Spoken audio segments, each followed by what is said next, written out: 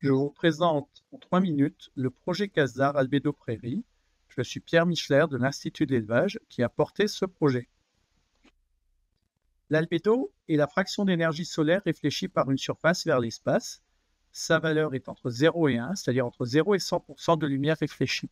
Plus l'albédo augmente, plus la prairie est réfléchissante en général, et ça renvoie davantage d'énergie dans l'espace qui ne réchauffe pas le sol. C'est un effet biophysique qui s'additionnent à des effets biogéochimiques tels que le stockage de carbone ou les émissions de gaz à effet de serre.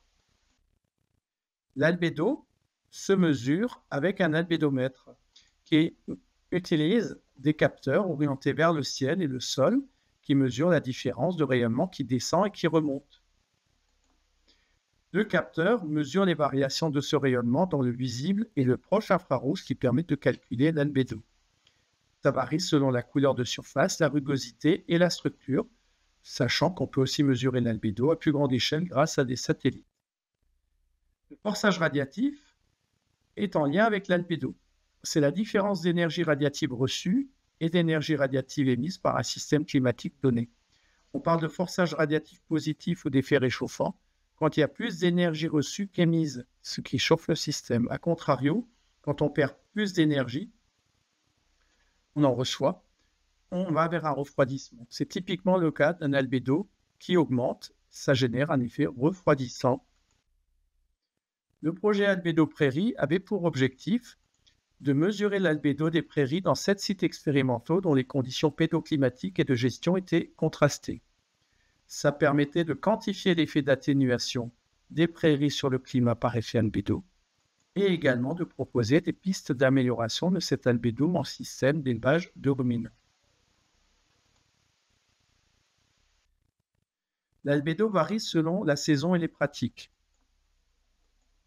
La prairie a toute l'année un effet refroidissant, mais qui est plus important au printemps et en été, quand il y a davantage de rayonnement solaire. À albédo constant, on réfléchit plus de lumière. La fauche et le pâturage ont un effet modéré, puisque ça ne diminue que transitoirement l'albédo.